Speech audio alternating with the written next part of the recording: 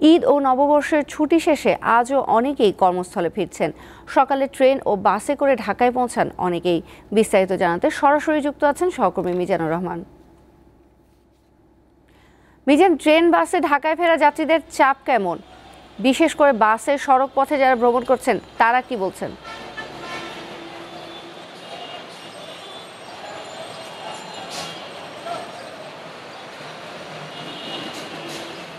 গত কয়েক বছর আগে সড়ক পথে যেটা আমরা দেখতাম যে ঈদের সময় বা বড় উৎসবের সময় মহাসড়কগুলোতে যানজটে নাকাল হতো, তবে এবার ঈদযাত্রায় আমরা যেমনটা দেখেছিলাম যে মানুষের সেই ভোগান্তিটা খুব কম ছিল।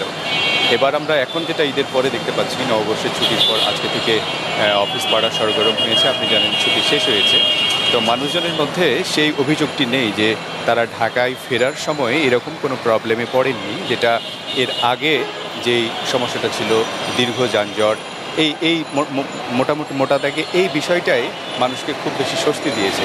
বিশেষ করে দক্ষিণ পশ্চিম অঞ্চল থেকে এই সায়েদাবাদ যাত্রাবাড়ি এলাকায় যে বাস কাউন্টারগুলো আছে, এই এলাকায় দূরপাল্লার যে গাড়িগুলো আসছে, তাদের যাত্রীরা বলছেন যে দু একটি গাড়িতে ভাড়া বেশি নেওয়ার একটা অভিযোগ ছাড়া তেমন কোনো অভিযোগ নেই। অর্থাৎ ঈদে ঘরমুখ মানুষের যাত্রা যেমন নির্বিঘ্ন ছিল, ঠিক ফেরার সময় একই রকম অবস্থা আছে।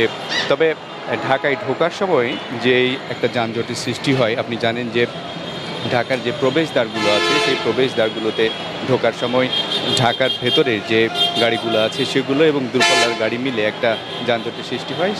এই যানজটটা কিছুটা দেখা দিয়েছে এবং এই কারণে মানুষ ঢাকার প্রবেশদ্বারগুলোতে একটু দূরে নেমে তারা হেঁটে গন্তব্যে পৌঁছাচ্ছেন, এরকম একটা চিত্র দেখা গেছে। যদিও পুলিশের পক্ষ থেকে বলা হচ্ছে যে সেটা যেন যান চলাচলটা যেন স্বাভাবিক থাকে, সেই জন্য তারা তৎপর রয়েছেন। আর আমরা ভোর থেকে দেখেছি ট্রেনে মানুষের বিভিন্ন ঢাকার বাইরে থেকে কমলাপুর রেল স্টেশনে ঢাকায় ফিরতে শুরু করেছে এবং সেই ক্ষেত্রেও আমরা দেখেছিলাম যে ট্রেনের যে সূচি খুব স্বাভাবিক ছিল ঈদে ঘরমুখ মানুষের ক্ষেত্রে।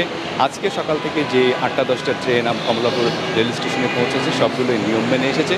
তবে উত্তরবঙ্গগামী কয়েকটি ট্রেনে যাত্রী ইঞ্জিন এবং ট্রেনের ছাদের উপরে করে ঢাকা পৌঁছেছে, সে বিষয়টি আমরা দেখেছি। এবং ঈদের আগেও উত্তরবঙ্গগামী দু একটি ট্রেনে এরকম একটি চিত্র দেখা গিয়েছিল যে বিশেষ করে গার্মেন্টস কর্মী, নিম্ন আয়ের মানুষ বা শ্রমজীবী মানুষ যারা আছেন, তারা ছাদের উপরে করে ঘরে ঢাকা থেকে বাড়ি গিয়েছিল। আবার এই ঢাকায় ফেরার সময় সেরকম একটা চিত্র দেখতে পেয়েছি। এছাড়া ট্রেন এবং বাসের এই ঢাকামুখী মানুষের ওরকম কোনো সমস্যা নেই। ঈদ করে তারা সুস্থ এবং স্বাভাবিকভাবেই এই নগরীতে ফিরতে শুরু করেছে। তো এই ছিল যাত্রাবাড়ি থেকে আমার কাছে সর্বশেষ তথ্য।